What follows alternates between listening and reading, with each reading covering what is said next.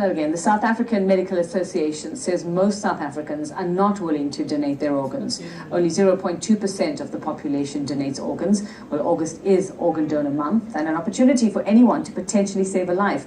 Well, this morning we discussed just how bad the lack of donors can affect, what impact it can have on lives. We're joined by Zoe Naidu, who's the mother of a baby seeking an organ donor. Mona, good morning, and thanks for your time. Your story, quite a heartbreaking one, the story of little Zoe.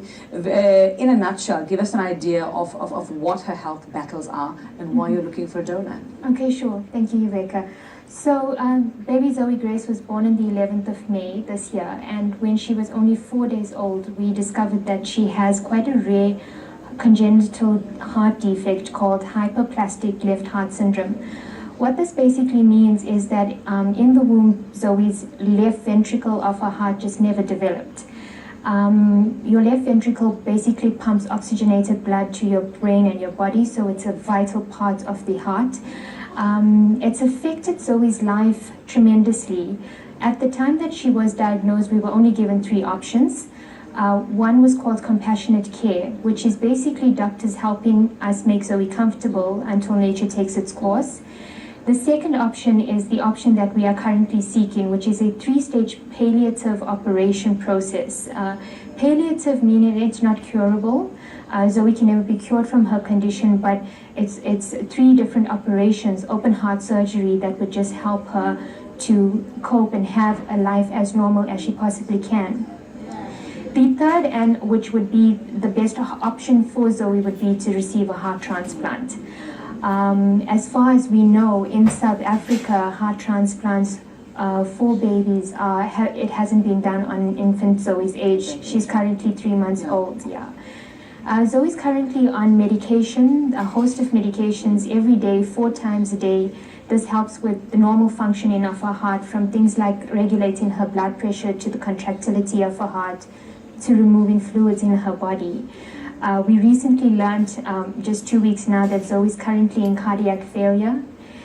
Cardiac failure isn't something that kills you, but it affects all the organs in your body. So it's things like her kidneys, her liver, her brain that is now potentially at risk. Well, I can't imagine what you're going through as parents, and of course what little Zoe is going through at the moment. And your best hope, you say, at the moment is to find a donor. What's been your difficulty?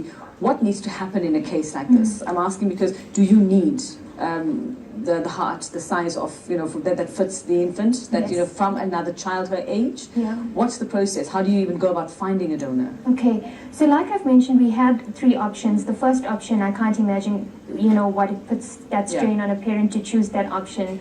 The second option is a long struggle.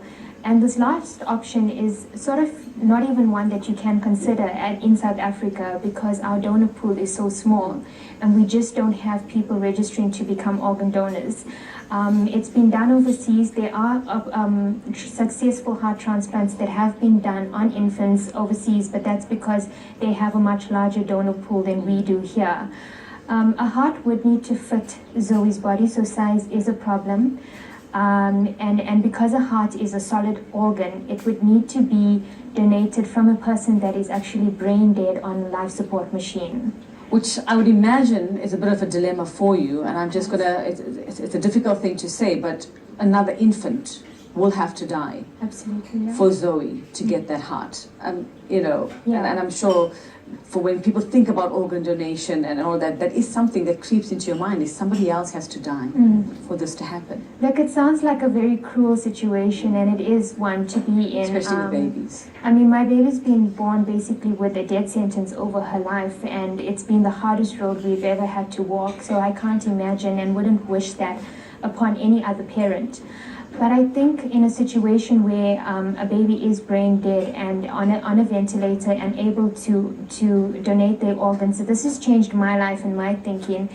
And I think you can find peace in being courageous enough to know that your baby can impact somebody else's life. I'm sure you've had to research this and talking to the Organ Donation Foundation, but what happens in the case of a child? Can parents make their children organ donors? Because obviously children under 18 cannot give, cannot decide, make that decision.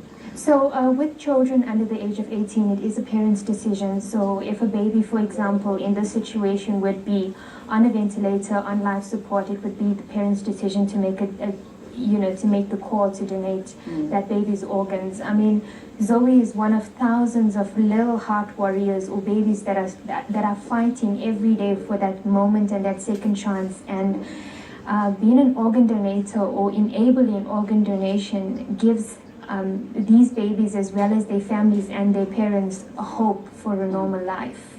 What do you think holds people back in South Africa from actually donating or becoming donors? I mean, we have a lot of religious beliefs, cultural beliefs where, this is something that is taboo, this is something that they can't even consider. What have you observed? What have you seen? And what would you say to people, who are bound by those rules as such? I think that, firstly, yes, it is a lot of cultural and religious differences, that has impacted this decision, but also awareness. I think that we just need to create more awareness on the importance of organ donation. I myself, my husband, we weren't organ donators before Zoe was born. So this situation has completely revamped and changed our thinking. We are now firm organ donators and blood donors and believe in the process because we see the impact that it has. So Zoe was only, at first doctors didn't even want to operate on her, so that second option wasn't even our option. And to think that all we had was to watch her pass on. The fact that she's alive here today after 3 months, it's a miracle, it's a God-given miracle. And who knows what organ donation can do for families, and that could just be God's way of giving people a chance at a normal life or at life. What are the rules here in South Africa if the donor pool, like you say, is so small that you can't find out, especially for a baby this small? Can you look outside of the country? Is that allowed? We are exploring that option. We have heard of situations where a baby would need to be transported because obviously you cannot take the heart out of for a specific amount of time.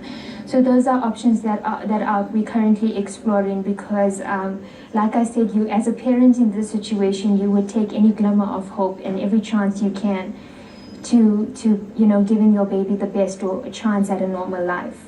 Okay, well, I wish you all the luck. I'm sure many people out there praying. Hopefully you've opened the eyes and hearts, yes, unintended, of many people out there who haven't actually, and opened their minds as well to organ donation, just using your baby as an example. Thank you very much, and good luck to you. Our prayers with you and Zoe Grace. And that's Mona Naidu, whose daughter is seeking an organ donor.